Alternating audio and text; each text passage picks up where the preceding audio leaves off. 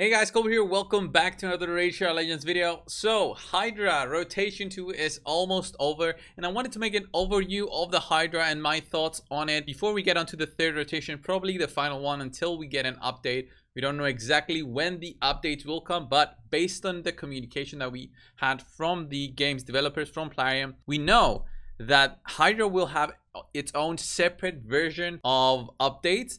And through those updates, we'll be getting more heads to the Hydra, more difficulties, and even more rewards. So that's going to be something exciting to wait for when that eventually comes. But in my opinion, I just wanted to get my thoughts on it and also have some discussion with you guys through the comment section of this video. So if you do have some time, just leave a comment on what you think about the Hydra so far, which difficulty you're hitting, and what do you think, should something be changed? Is it balanced? Do you think it's worth as Hydra being our end game content at the moment in the game? There's no PvP end game content other than pushing for platinum, so clan boss is pretty much done for. Almost all teams that are out there are done. Nobody really cares about more teams for clan boss. All the hype is on Hydra because of the difficulty from it, but unfortunately the rewards are a bit limiting in the sense that you can only get gear sets, some clan XP, these clan gold, and of course fragments for this legendary champion Mithrala. All right,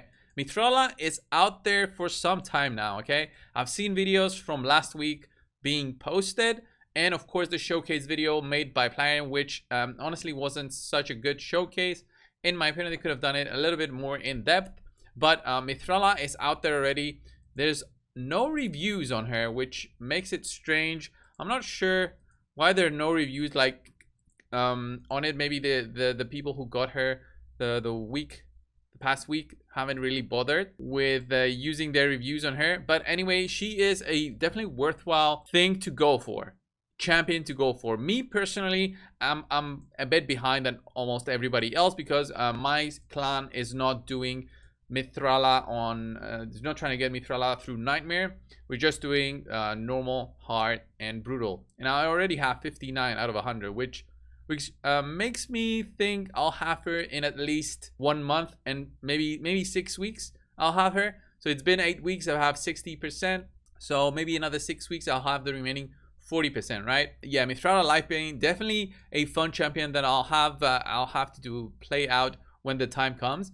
But my thoughts on Hydra, right? What are my thoughts on Hydra? I think that it is a good part of the game, but what it lacks is more depth for earlier players in raid. What I mean by that is players out there who have just started out see Hydra being unlocked at level 45 if I'm not mistaken, and these two sets are offered without much explanation as to why they're offered. And you can see that I haven't sold any of these sets because I'm still thinking of where I can possibly use them, and they are taking a ton of my space.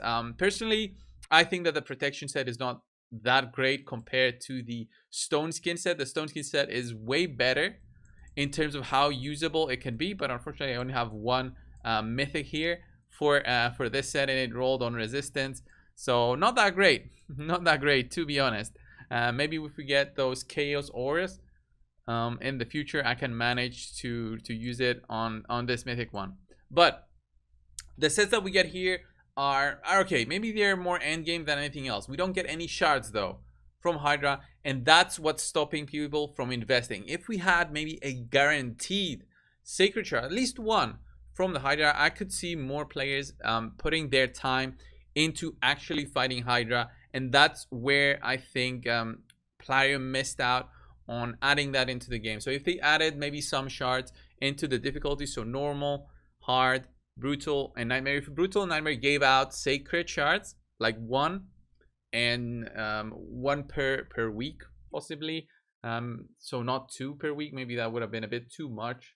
Maybe one on nightmare, and then one on brutal, then maybe one void on hard, and then ancients through the normal difficulty. Maybe then players will put in more effort into building their Hydra teams. At the moment, because this is such a time intensive, I would say it takes a lot of time.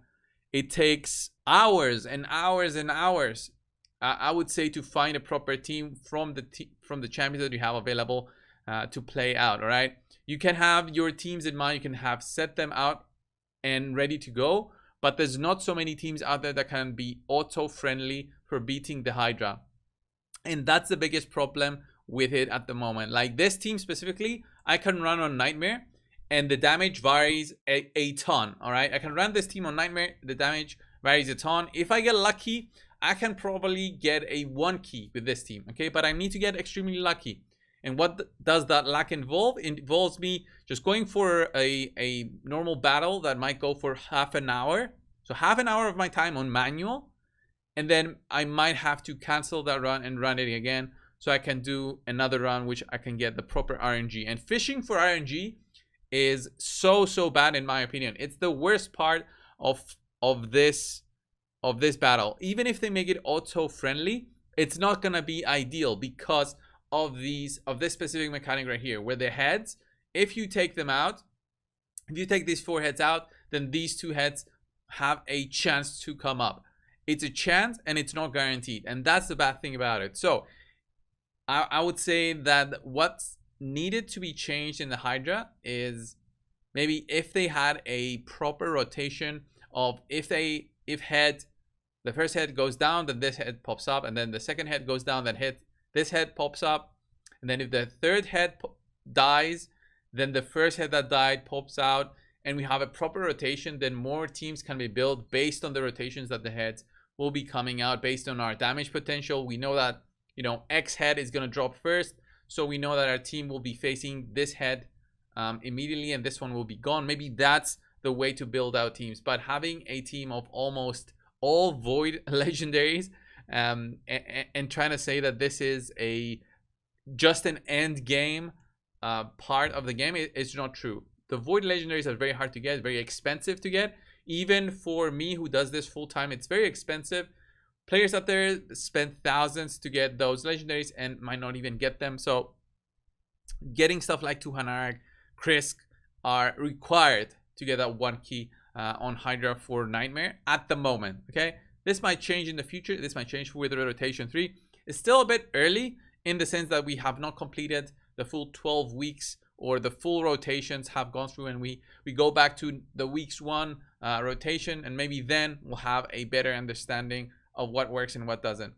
My opinion, Hydra was a little bit of a miss in terms of something that was added to the game. It wasn't like the Doom Tower. Doom Tower was way better in terms of participation by the players. They had the normal difficulty, they had the hard difficulty. Normal, you can just breeze through as an endgame player, but there is some difficulty for newer players who, when they unlock it, it does have difficulty in there, but it is a little bit doable. You can push through the early stages.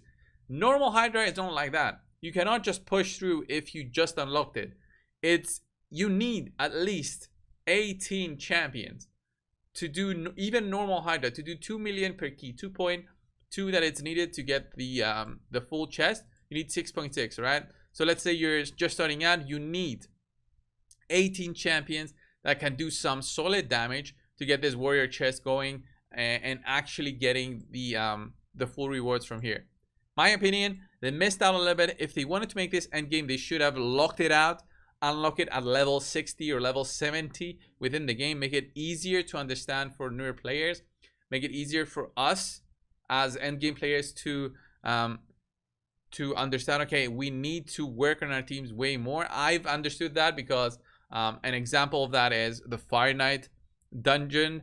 I've been farming it way more right now for those region sets. I'm missing some key stats through my region sets, which I don't have at the moment, and I need them. And like for this one, I've done almost 10,000 points in the past 3 days just so I can get some better region gear, which hopefully will come. But definitely I think Hydra is missing something. I'm no game designer, so I don't know what's the best way to fix it. I've said some things. I want to hear you guys out in the comments below, so definitely leave your thoughts down there below. I want to see them.